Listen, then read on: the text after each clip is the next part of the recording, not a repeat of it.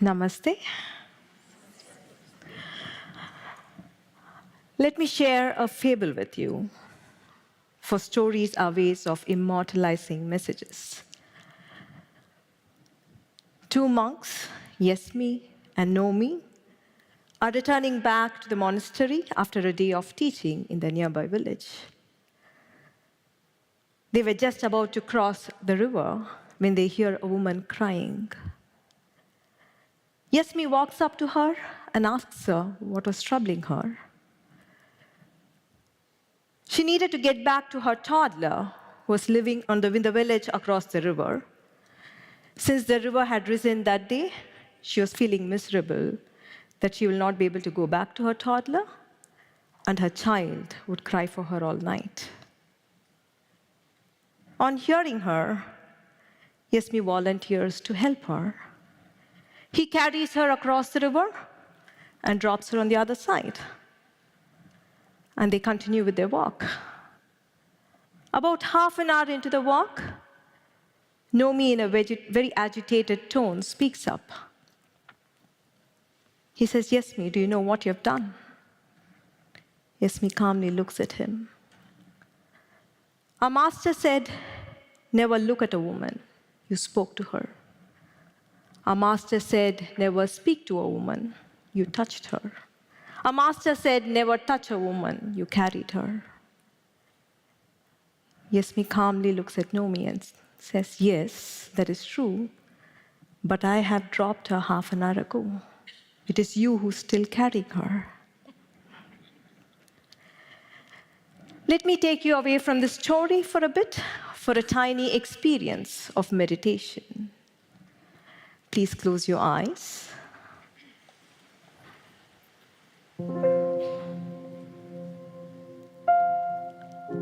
I still see a few sneaking a peek. It is safe to close your eyes. Inhale and exhale deep and slow. With every exhale, raise the edges of your lips into a gentle smile. Inhale. Exhale.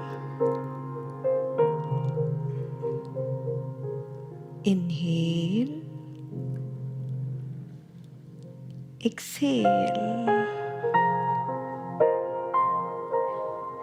Inhale. Exhale. Broaden your smile.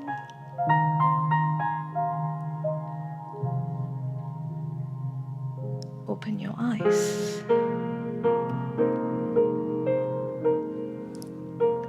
Do you recognize that with a little attention to your breath and a smile to your face, you're more calm and more present? The power to peace is always within you. Let us get back to our story. Yesmi and Nomi represent two states of being. Fundamentally, every one of us live only in two states. One is a stressful state. The other is a no-stress state. We call this no-stress state a beautiful state, for that is how life feels when you live free of stress. Generally, stress refers to tension, but anger, fear, hurt, loneliness, frustration are all stressful states, aren't they? Beautiful state is a state of connection, joy, love, compassion, vitality, and passion. If you're not in a beautiful state, your default state is stress. If you look at the entirety of human life, behind war or peace, cooperation or corrosive politics, love or separation, persistence or failure, finally, happy children or a generation that is troubled. Behind all this is the driving force of these two states, Behind every choice and every action is the driving force of only one of these two states. So the most important choice is, from which state do we want to live our life? From which state do we want to relate to the people in our life? From which state do we want to achieve and fulfill every vision of our life? Sadly, our education, entire system of a society, our parents, our religion do not bring sufficient attention to our inner state. In fact, the very structure of education at school makes us compete, makes us feel jealous of another's progress, makes us feel ashamed of being less. It is a total compromise on the essence of being human. Let us get back to our story again. Yes, me represents the beautiful state, and no me represents the stressful state. No me has created a problem in his mind and is paralyzed with it. Yes, me solves the problem of a fellow human being and continues with this peaceful walk. No me is agitated before the event, during the event, and after the event. And his thinking becomes incredibly stupid and complicated because of his inner agitation. Yes, me, while in action, is fully present, and once the action is complete, his departure from the situation too is total. In a beautiful state, there is no compulsive rumination of the past or anxiety over the future. It is a state where you experience inner simplicity and the brilliance of an uncluttered mind. It is a state where you are connected to the present. No me is lost. In a stressful state, you are lost. You're disconnected from the others. You might be amidst people, but yet feel lonely. Yes, me is different. He's connected to the lady's plight. He helps her. He understands Nomi's distress and tries to help him out with a wise remark. In a beautiful state, you're powerful enough to help yourself and help others around you. You're outright intelligent, and your actions are decisive and powerful. Let us observe Nomi a little longer. Anger and confusion have mounted over his ideals of duty and virtue.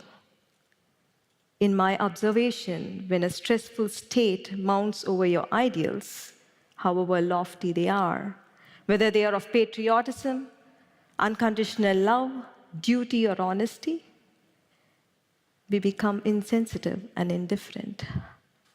We hurt the very cause we served, and we hurt the very people we love. Yes, me helped, not because he would be barred entry into heaven, definitely not. Nor did he help, not because he would feel guilty if he hadn't helped. He helped because he was able to feel the lady's pain. He was able to feel her suffering. Actions in a beautiful state arise from a place of connection, not from an ideal. There have been times when we have been yes me, there have been times when we have been no me. We have lived in stress and disconnection and caused greater confusion in our own lives and lives of people around us. We have lived in a beautiful state of connection and contributed to the well-being of ourselves and people around us. War, division, and conflict of every form can only end when more and more of us live in a beautiful state. So the big question is, how do we break free of our habitual negative bias of our brain towards stressful state? If pressure is going to be a part of life, how do we live life without being bogged down by stress? How do we address numerous challenges of our life living in a beautiful state? There are 3 well-trodden paths people usually take. 1, we live in stressful states and plummet into hurting inner states. 2, we try to escape stress. We try to achieve a temporary dopamine high. However, when the dopamine plateaus, we are left feeling emotionally dry and empty. 3, we try replacing inconvenient beliefs, stories, and ideas into more convenient ones. The problem, however, is none of these 3 parts have the power to get you off the gravitational pull of suffering or long-term stress. And we succumb back into the vortex of habitual stressful emotions. We need a greater inner power to get us to a beautiful state. And that is the way of inner truth. About 8 years ago, we as a family met with an accident while at Big Bear Lake in California. We emerged safe from the accident. But while in the waters, Krishnaji, my husband, co-founder of One World Academy, realized the root cause of all human suffering. He saw what kept suffering alive for days, months, and years after a stressful event was over in anyone's life. Past and present circumstances, other people and their behavior can trigger stress in us, but they do not keep us chained in our unhappiness. While in the waters, he saw the true reason for humanity's suffering. He saw all emotional suffering arising from obsessive, self-centric thinking. It is a total preoccupation with oneself. It is a total incessant preoccupation with oneself. And it is this preoccupation that separates you from the other. It is this preoccupation that is responsible for war, conflict, and division of every kind that we see in the world today. This truth can be inconvenient for us. But if we can observe our emotional suffering in the light of this insight, then this truth can liberate us. This truth can set us free. In suffering, in unhappiness, in stressful states, you're preoccupied with yourself. We are preoccupied with injustice done to us. We are preoccupied with pleasure that was denied us. We are preoccupied with opportunities that did not come our way. We are preoccupied with love that was withheld from us. It is a total preoccupation with oneself. And in this state, we are not concerned with finding solutions to the problem at hand. For the entire thinking is only me, me, me, me, and me. That is all we think in unhappiness. Let us observe Nomi in the light of this insight. Throughout the story, he's preoccupied. He's preoccupied with his rightness. He's preoccupied with his guilt at having allowed a wrong to happen. He's not concerned about the situation, nor is he concerned about the lady and her son, nor his friend. He's constantly justifying within himself that he was right in ignoring the suffering woman, and that he was great in following the rules.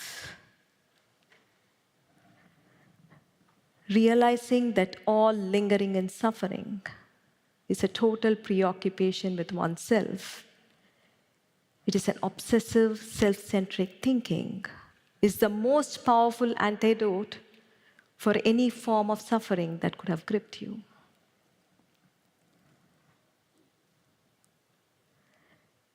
When you see it, not only you walk out of stressful states, but there is a great release of energy. And you awaken to a sense of power, connection, freedom, and purpose. We know the way now. Let's do it. It works. Let us do a small 3-question meditation. Please close your eyes. Please remember, meditation is not about a religion. It is about being human. It is about returning to a beautiful state. Bring attention to your breath. Inhale and exhale, deep and slow. Observe yourself. Are you in a stressful state, or are you in a beautiful state?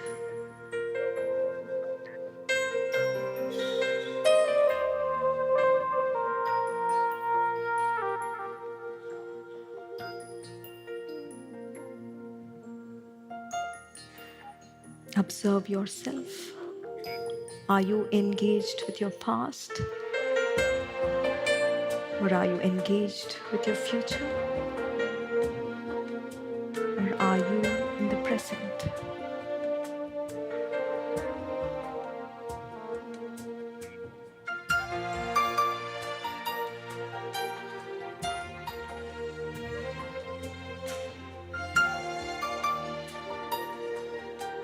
Observe yourself. Are you preoccupied with yourself, or are you in a state of connection?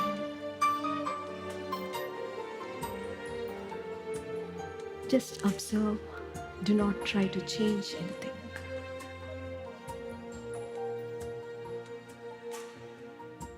Imagine a flame glowing in the middle of your forehead.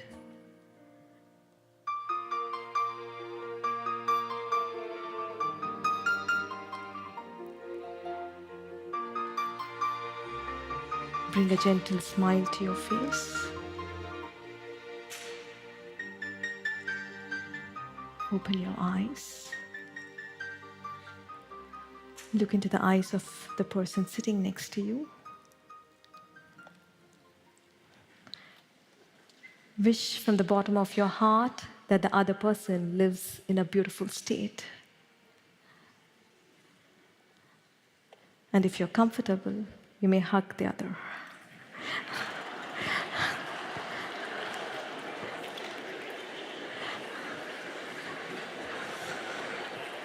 Thank you so much.